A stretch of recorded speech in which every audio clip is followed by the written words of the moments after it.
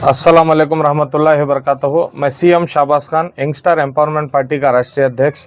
जिस तरीके से पिछले इलेक्शन में नरेंद्र मोदी की सरकार को जिस तरीके से जनता ने जवाब दिया था, इसी तरीके से हमें उम्मीद है कि बीजेड ज़मीर अहमद खान जैसे लीडरों के नेतृत्व में हम जैसे कई पार्टियां, कर्नाटक की जो स्टेट पार्टियां कहलाती हैं, अनरिकग्नाइज पार्टियां कहलाती हैं, इसी तरीके से यंगस्टर एम्पावरमेंट पार्टी भी जो नौजवानों की पार्टी है, पिछली बार 96 कैंडिडेट से हमने समर्थन दिया था, तब जाके कांग्रेस पार्टी हमारी बहुमत से जीत पाई थी। तो हमें उम्मीद है बीजेड ज़मीर अहमद खान साहब की बात पर, तो हम सब लोगों ने इकट्ठा होकर जिस तरीके से हैदराबाद हराया उनको, बीआरएस को, उसी तरीके से पूरे इंडिया के अंदर एक आवाम से सारे लोगों को, जिस तरीके से एहसान भाई ने आप सब लोगों से अपील किया, नौजवानों से अपील किया, इस बार जो है आपको कंफ्यूज होने की ज़रूरत नहीं है, चिंता करने की ज़रूरत नहीं है, परेशान होने की ज़रूरत नहीं है। ये पूरे देश की ईद है, ये केवल हमारी तुम्हारी हिंदू मुसलमान दलित एससी एसटी की ईद नहीं है,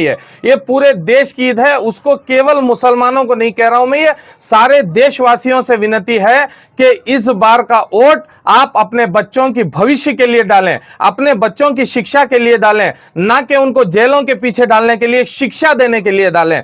इस बीजेपी सरकार को हमें गिराने के लिए जिस तरीके से मेहनत की गई है, इस बार कांग्रेस को राहुल गांधी ने पैदल चलकर जो यात्रा निकाली थी, जिस तरीके से सारे पार्टी वाले बड़ी बड़ी दिग्गज नेता लोग जो हैं आज इंडिया अलायंस में जुड़ चुके हैं। हम कोई जुड़ना हमारी बड़ी बात नहीं है, आज हम चनपटन आने का और आप लोगों से दरख्वास्त करने का सिर्फ इतना मतलब और मकसद था कि डीके सुरेश जी जो हैं यहां से लगभग बहुत सारे सालों से जीतते हुए आ रहे हैं और काम करते हुए आ रहे हैं, ना कि दूसरे कैंडिडेट की तरह। अब जो आप अपोजिशन कैंडिडेट को देखे हैं, ना उन्हें सियासत आती है, ना उनको सियासत की समझदारी है, ना किसी तरीके की सलाहियत है। मानते हैं वो डॉक्टर है, ना आप डॉक्टर्स को, टीचर्स को लेकर उनका गलत फायदा नहीं उठा सकते, क्योंकि वो बेचारा अपनी लाइफ में, अपने करियर में वो सेट था, उसको लाकर यहां पर जेडीएस और बीजेपी की वो उनकी गिमिक करने की जरूरत नहीं थी।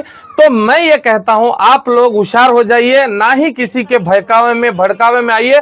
देखो हमारे मोहम्मद दस्तगीर जिनका सीरियल नंबर 8 पे खड़े हैं, लेकिन हम आपको अनाउंस करते हैं डीके सुरेश जी को आप वोट दीजिए, क्योंकि अगर हम जीतने वाले रहते तो आपसे जरूर कहते, आपके घर घर आते, आपसे विनती करते कि आप हमें वोट दीजिए, हम आगे बढ़ेंगे। लेकिन यहां पर इस स्टेट के अंदर जिस तरीके से हमने बीजेपी को पोंछ के सटा है, इंशाल्लाह उसी तरीके से बीजेपी को हटाने का काम जो है पूरे देश में कांग्रेस करेगी, क्योंकि कांग्रेस अगर सत्ता में आएगी तो आपके बच्चों का भविष्य अच्छा होगा। कांग्रेस अगर सत्ता में आएगी तो आप लोगों को जो है रोजगार मिलेगा। पढ़े लिखे को रोजगार नहीं है, छोटे बच्चों को शिक्षा नहीं है, और बड़े लोगों को तो दुकानों से हटा दिया जाता है। जीएसटी के नाम पे आपको लूट लिया गया है। आप हिंदू मुसलमान करते रह गए हो, आप इसी चक्कर में हो कि बीजेपी सरकार आज नहीं तो कल हमें करेगी। ये कुछ नहीं करेगी, ये सीएए लेके आएगी, एनआरसी लेके आएगी, आपको आने वाले दिनों में जो है यूसीसी जैसे कानूनों से आपका सामना करना पड़ेगा। आपको अगर अपने घर की सुरक्षा चाहते हैं तो आपको कांग्रेस को वोट करना पड़ेगा। तो देखा जाता है कि बीजेपी कैंडिडेट जो मंजुनाथ के नाम से है जी, तो बहुत स्ट्रांगली प्रचार कर रहे हैं। हाँ। क्या उम्मीद है सर? सर उम्मीद देखिए मंजुनाथ की ही नहीं, 56 इंच का सीना तक जो है 24 इंच का बन के बैठ गया है आज, क्योंकि जनता जो है जवाब देने वाली है इस बार। राहुल गांधी की मेहनत आपको नजर नहीं आ रही है, क्योंकि राहुल गांधी के साथ हम जैसी कई पार्टियां जो है जुड़ चुकी हैं आज, और सारे लोगों से यही इल्तिजा है कि आप अपना वोट वेस्ट मत करें। हमें भी इंडिया अलायंस करने की जरूरत क्या थी? दो दिग्गज पार्टियां हैं, जैसे कि शरद पवार जी, जैसे कि आम आदमी पार्टियां, बहुत बड़ी पार्टी तृणमूल कांग्रेस, ये सब लोगों को इकट्ठा होने की जरूरत क्या थी? ये सारे लोग नहीं चाहते हैं सत्ता के अंदर जो है नरेंद्र मोदी जैसा फिरौन बैठे। तो हम सब लोग चाहते हैं कि ऐसे फिरौनों को हटाया जाए। ये खुद की मनमानी की सरकार और कानून को गलत फायदा करते हुए मुसलमानों को नुकसान पहुंचाने वाली सरकार को ख्याल है दिल्ली सरकार में? सर तब्दीली का पूरे देश में ख्याल है, कोई नहीं चाहता है कि मोदी सरकार आए। अगर आए तो भी ये धोखे से, मैंने बताया 1 से 7 नंबर तक इन्होंने मशीनों के अंदर घपला किया हुआ है। इस ईवीएम को, जैसे कि राहुल गांधी जी ने बताया, ये सीना 56 इंच की सीने की बात करते हैं तो सीना ठोक के ये क्यों बैलेट पेपर पे नहीं आते ये लोग। नौजवानों के लिए क्या पैगाम रहेगा आपकी जानिब? नौजवानों के लिए इतनी दरख्वास्त है कि आप इनकी उनकी बातों में आकर जेडीएस बीजेपी करते मत बैठे। मैं भी उसी गांव का हूं, वाले नरसिंहपुर का। मैं तो चिल्लाते चिल्लाते थक गया, आपको उनको वोट नहीं देना है।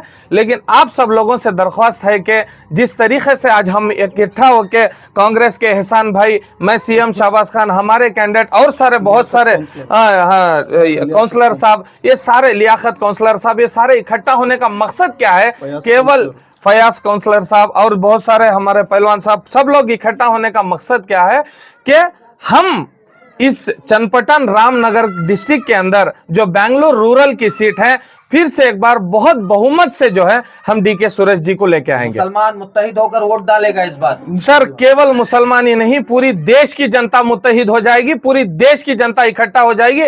हम जैसे नौजवानों को तो पूछे मत, हम तो बीजेपी के खिलाफ हैं ही, लेकिन कांग्रेस को जिता के ही दम लेंगे। शुक्रिया जी।